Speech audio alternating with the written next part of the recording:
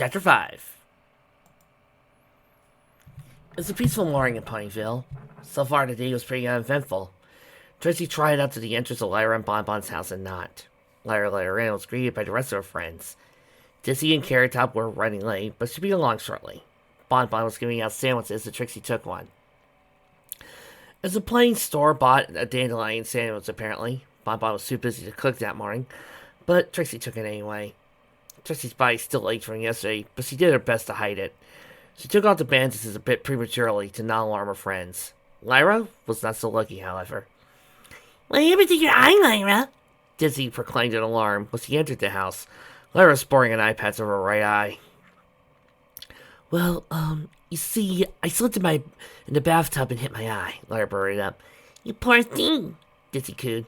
"You need to be more careful." Right, Lyra said dejectedly. She gave Trixie a quick glare that went unnoticed by every pony else. "Anyway," Trixie said, trying her best to change the subject, "Daisy Corona will send out a monster today. We smashed the last one pretty easily. Apparently she's starting to send monsters at times other than midday," Dizzy said. "What?" Shirley asked in alarm. Lyra and Trixie did their best to act surprised. "You've got to be kidding me," Dizzy tapped her chin. "She sent one about 7 or so. Luckily, I was able to beat it without much trouble."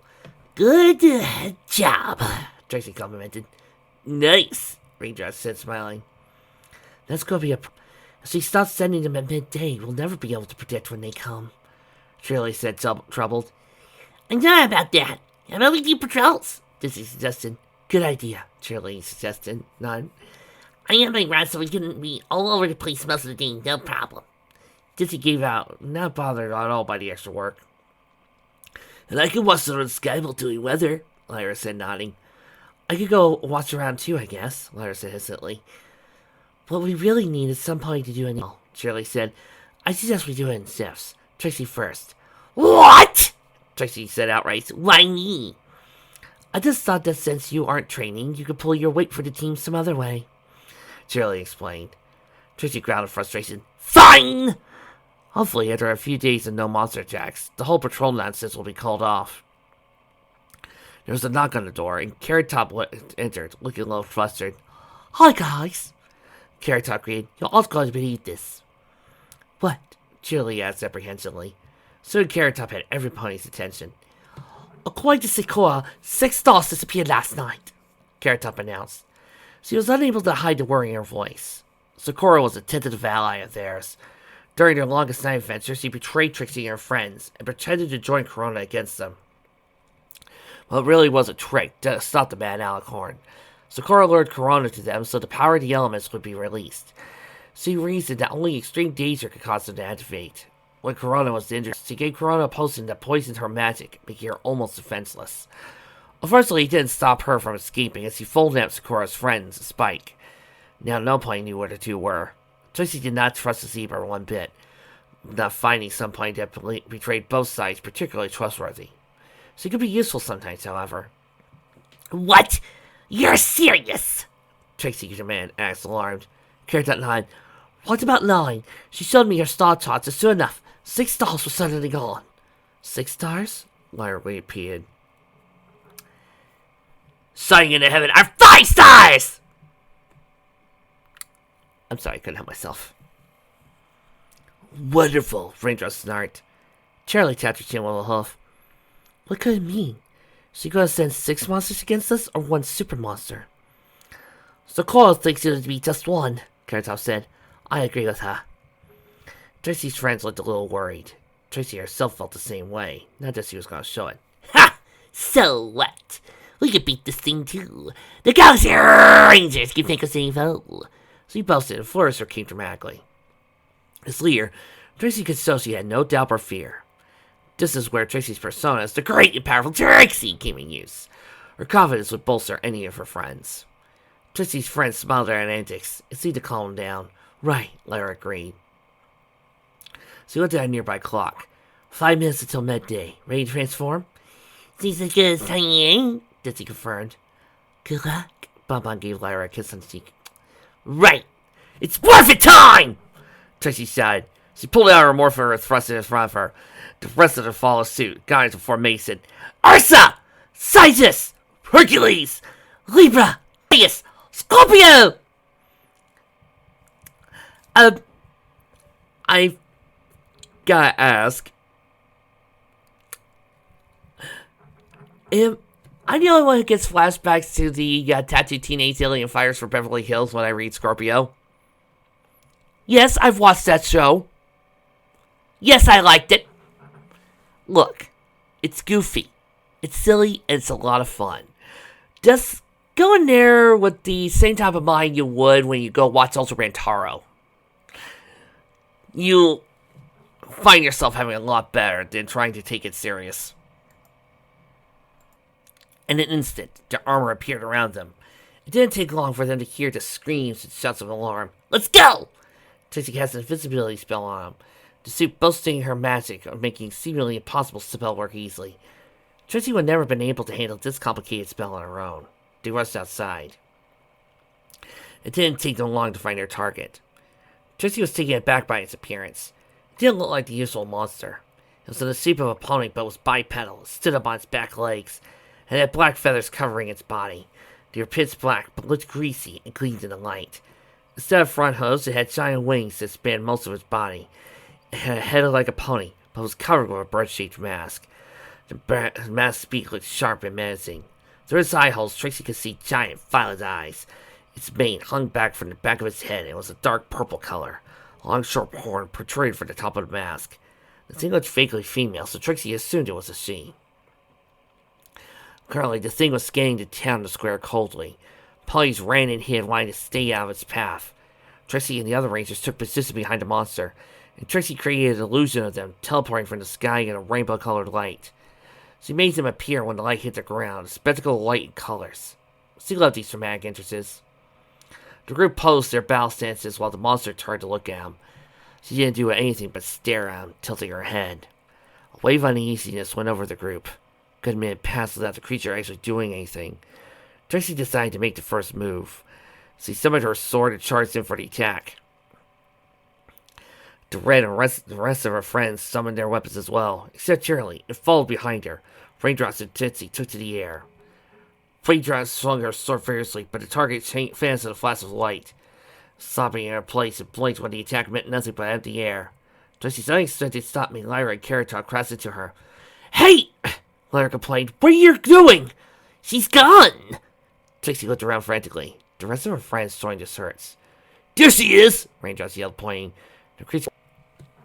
Suddenly, the monster was gone again. She appeared in the middle of the group and spun around in a circle. Black feathers flew from her wings and struck the rangers, sparks flying. They collapsed in pain, and Ditsy and Raindrops fell from the sky. Recovering, Raindrops charged with her axe, but still thus disappeared again. The monster appeared behind them and shot more feathers from her wings, and the rangers flew to the ground in a shower of sparks. Lyra got up and shot an arrow, but she just teleported away again. You've got to be kidding me! Lyra cursed under her breath. The creature appeared again in front of them, just standing there watching. You know? That's what Starfleet needed. More sparks. Don't worry, I got an idea. Dizzy pressed the button on her morpher. She summoned a mini tornado and shot at the creature. She teleported away, but Dizzy quickly used her staff to swing the tornado appeared. Dizzy kept at it several times, destroying some nearby carts in the process, but eventually also exhausted and collapsed, stopping her attack. Well, shoot, I'm out of ideas, Dizzy wheezed. We have to stop her teleporting, Keratok surmised. Well, magic expert, any idea? Lyra asked, turning to Trixie. The rest of the group did the same. Give us your horn, Trixie suggested. Like a pony, and lit up whenever the creature used her magic. Okay, but how do we do that? Keratok asked. Trixie had an idea. Cover me! I'll keep her distracted. If we press her hard, we'll hit her eventually. Sorry, girls, Trixie sat on the ground. Can't do anything. You stuck too much energy. Okay, you sit there and recuperate. Trixie nodded. We'll handle it from here. Trixie charged sword and raced in her magic. The monster prepared for the attack. Suddenly, 6 red rangers were attacking her. She blinked in surprise. The illusion swung at the thing. She teleported away again. She appeared a few hooves away, but was bombarded by more Trixie illusions. She kept teleporting away, but the illusions Trixie kept pressing her. The rest of the Rangers joined the attack. Lyra shot arrows repeatedly, almost striking the monster several times. Charlie punched, Raindrop swung, and Carrot Top prepared to deflect any attacks. It didn't take long for the thing to look tired and exhausted. She growled in anger, flew up into the air, and unleashed a barrage of feathers. She disappeared and reappeared in a circle, showering the entire area in feathers. Luckily, most of Trixie's illusions took the hits, fading away like they never existed at all. Carrot Top rushed forward her shield and Ray, protecting her friends from most of the attacks. The feathers only lightly grazed them. The creature stopped her attacks and appeared to block away, completely exhausted. This was the opportunity Trixie was waiting for. She pressed the button on her morpher and unleashed her ultimate attack. She dropped her invisibility, saved energy, swung right at the creature's head with her all her power. The monster's eyes widened in alarm. Trixie's sword glowed with power, erupted in flame. The blow missed the horn, but hit Dread center in the mask. Searing Blade! Trixie yelled. Its blade exploded. The creature was sent flying, crashed into a nearby stand. Trixie panted. She prayed the thing was defeated. She couldn't keep this up much longer. The creature got up, raised shielding her eyes. Her mask was scorched and cracked, broke to pieces and fell off her face. Trixie froze and gasped in shock when she saw the creature's face. Twilight Sparkle! Trixie said, stunned. You are dead! The Twilight snarled. She vanished and appeared right in front of Trixie. She unleashed a flurry of feathers, pointing. Trixie moved several hooves back and collapsed to the ground. She unmorphed and just lay there unmoving. Trixie! Her friends cried out. Raider snarled, charged, and abandoned. Twilight just teleported behind her, slashed Raindrops with her wings. Don't! Raindrops more fell to the ground. Twilight stood above Raindrops coldly, teleported away when an arrow flew at her. Lyra unmorphed and twisted on the ground, when Twilight appeared next to her and slashed her too. Cheerily, Dizzy, and Carrot Top took a defensive formation back to back. They scanned the area around them when Twilight disappeared again. Dizzy backed away, startled, when Twilight appeared in front of her face to face.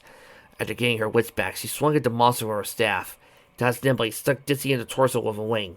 Dizzy collapsed and demorphed. Chili tried to strike Twilight from her blind spot with a hoof, struck her mark, hitting Twilight in the back of the neck. Twilight flew forward towards the ground, but teleported before hitting it. Twilight appeared behind Cheerily and Carrot Top, and struck her with her wings in a spinning motion. They both collapsed to the ground, unmorphed.